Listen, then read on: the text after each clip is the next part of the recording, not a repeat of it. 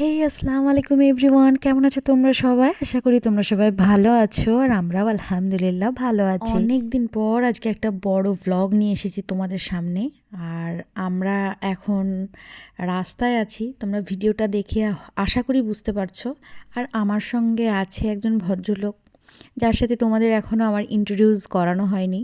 তো আজকে এই ভিডিওর মাধ্যমে তোমাদের সাথে ইন্ট্রোডিউস করিয়ে দিই। প্রথমত বিয়ের পর এটা হলো আমার ফার্স্ট ব্লগ। বাকি ভিডিওগুলো এখনও পর্যন্ত আমার আপলোড করা হয়ে ওঠেনি। আমার সঙ্গে যাকে দেখতে পাচ্ছ সেটাই হলো আমার হাজব্যান্ড। আর আমি ওর সঙ্গে আজকে চলে যাচ্ছি বিদেশ যাত্রায়। অ্যাকচুয়ালি ও বাইরে জব করে, তো ওর সাথেই আমি চলে যাচ্ছি। তো কোথায় যাচ্ছি না যাচ্ছি সেটা ফুল ভিডিও তোমরা দেখো, তাহলে তোমরা বুঝতে পারবে।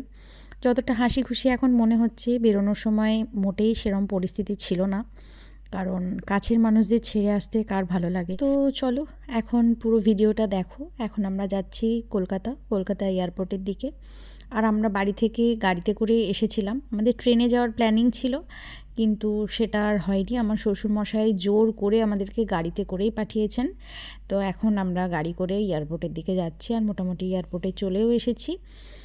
অনেক মন খারাপ, অনেক কষ্ট মনের মধ্যে রেখে নতুন সংসার, নতুন জায়গা, তার এক্সাইটমেন্ট নিয়ে আমরা এগিয়ে চলেছি। 1 মাস আগে এই এয়ারপোর্টে এসেছিলাম আমার ইয়েলো ফিভার ভ্যাকসিন নিতে।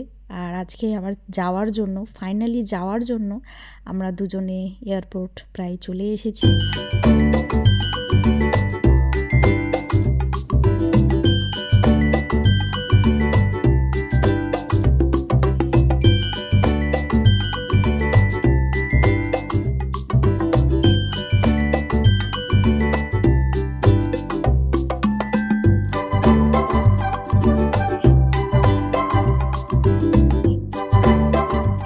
এই তো আমাদের লাগেজগুলো ট্রলিতে অলরেডি আমরা তুলে নিয়েছি।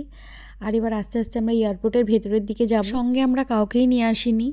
ভাইয়ের আসার কথা ছিল বা আমার শ্বশুর বাড়ি থেকেও কেউ না কেউ আসতো, কিন্তু আমরা দুজনেই কেউই কারোর আপনজনদের সাথে নিয়ে আসিনি, কারণ আপনজনরা ওই যে এয়ারপোর্টে ছেড়ে চলে যাবে সেটা আরও বেশি কষ্টকর, যার জন্য আমরা কাউকেই সঙ্গে নিইনি। আর এই যে বৃষ্টি, সেই বিয়ের শুরুর থেকে এই শেষ পর্যন্ত চলছে এই বৃষ্টি, সঙ্গ ছাড়েনি। তো শেষমেশ আমরা এয়ারপোর্টের ভেতরে ঢুকে গেছি আর ইমিগ্রেশনের জন্য ওয়েট করছিলাম। যেহেতু আমরা অনেক আগে চলে গেছিলাম, আমাদের ফ্লাইট ছিল ভোর 4টের সময়, আর আমরা অলরেডি 10টা সাড়ে 10টার দিকে এয়ারপোর্টে পৌঁছে গেছি, যার জন্য আমরা এখন বসে আছি। এখনও পর্যন্ত কোনো প্রসেস শুরু হয়নি, তাই আমরা এখন ওয়েট করছি।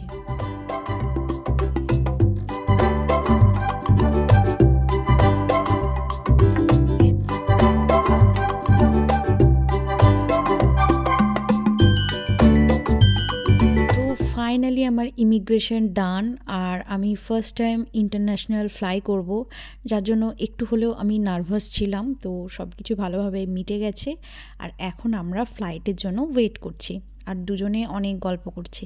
অ্যাকচুয়ালি বাড়ি থেকে মনটা একদমই ভালো ছিল না। মা ভাইকে নিয়ে আমার অনেক কষ্ট হচ্ছিল ওদেরকে ছেড়ে আসতে, আর ওদিকে অবশ্য আমার শ্বশুর শাশুড়ি, আমার আরও যে আত্মীয়রা আছে সবাইকে ছেড়ে আসতে অনেক কষ্ট হয়েছে।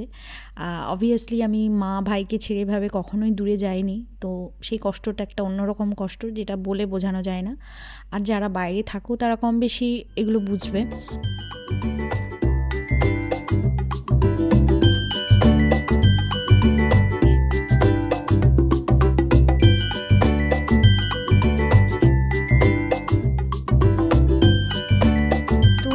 গেট নাম্বার দিয়ে দিয়েছে, আর আমরা এখন যাব কলকাতা থেকে দোহা, আর দোহা থেকে আবার আমাদের কানেক্টিং ফ্লাইট আছে। তো আমরা এখন দোহা যাওয়ার উদ্দেশ্যে যাচ্ছি ফ্লাইটের দিকে। আর এটা আমার ফার্স্ট এক্সপিরিয়েন্স, আমি আবারও বলছি, যার জন্য আমি প্রচুর বেশি এক্সাইটেড ছিলাম, অবশ্যই কিছুটা নার্ভাসও ছিলাম। তা আমার পুরো জার্নিটা খুব ভালো লেগেছে। পুরো ভিডিওটা তোমরা কন্টিনিউ দেখতে থাকো, দেখবে তোমাদেরও ভালো লাগবে। তো আমরা এভাবে আস্তে আস্তে গুটি গুটি পায়ে ফ্লাইটের দিকে যাচ্ছি।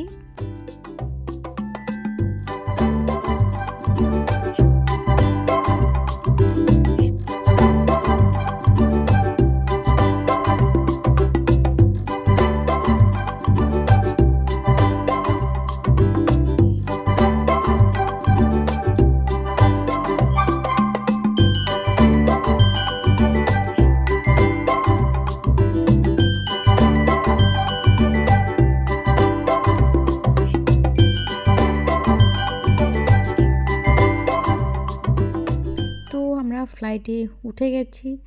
আর এদিকে চলছে বৃষ্টি। আর এই যে কলকাতাকে ছেড়ে এবার যাওয়ার সময় চলে এসেছে।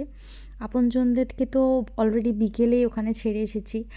আর তবু মনে হচ্ছিল যে এতক্ষণ দেশের মধ্যে আছি, কলকাতায় আছি, মানে মনে হচ্ছিল তাদের অনেক কাছে আছি।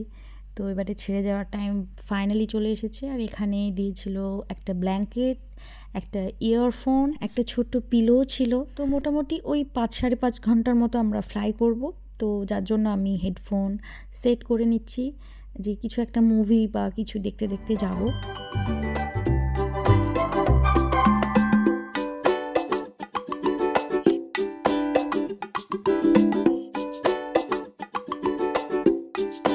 তো ফ্লাইট অলরেডি ছেড়ে দিয়েছে। আর এটুকুই বলবো, ভালো থেকো তোমরা সবাই। আমার আপনজনদের ছেড়ে গেলাম যেন ঠিক ওভাবেই তোমাদেরকে এসে আবার দেখতে পাই। এই বলেই যাত্রা আমাদের শুরু হলো। আর সাথে ছিল আমার জীবনসঙ্গী। তো এই যে উপর থেকে কলকাতাকে ছেড়ে এলাম। আর এদিকে আমাদের চলে এসেছে খাবার দাবার। একটু ভোরবেলা করে এসেছিল। ভোরবেলা বলতে আমরা তো অলরেডি 4টের ফ্লাইটেই ছিলাম, তো মোটামুটি 5টা নাগাদ আমাদের খাবার দাবার চলে এসেছিলো। আর আমার হাজব্যান্ড তো ঘুমিয়ে পুরো পাগল হয়ে গেছে, তো ঘুম ছাড়া কিছু দেখতে পাচ্ছে না। তো যাই হোক কিছু একটু খেলাম। আর খাবারগুলো যথেষ্ট ভালো ছিল, ফ্রেশ ফ্রুট ছিল, তারপরে একটা ডাল মাখনি আর পরোটা ছিল, খুব ভালো লাগলো আমার খেতে। তো খেয়ে দিয়ে আমরা মোটামুটি কাতারে যাওয়ার উদ্দেশ্যে ফ্লাই করছি।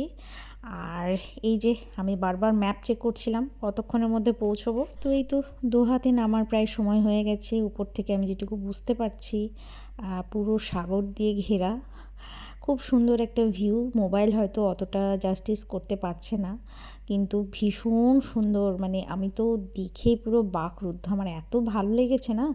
আর এদিকে আমি ম্যাপ চেক করছি আর এটুকুই দেখছি যে কতক্ষণে নামবো, কারণ প্রায় 5-5.5 ঘন্টার ট্রাভেল ছিল। যদিও ঘুমিয়েছি, তবুও মনে হচ্ছে কখন নামবো। তো এই যে ফাইনালি দোহা এয়ারপোর্টে আমরা নেমে গেছি। আর এই তো আমি আর আমার হাজব্যান্ড এগিয়ে যাচ্ছি এয়ারপোর্টের ভেতরের দিকে।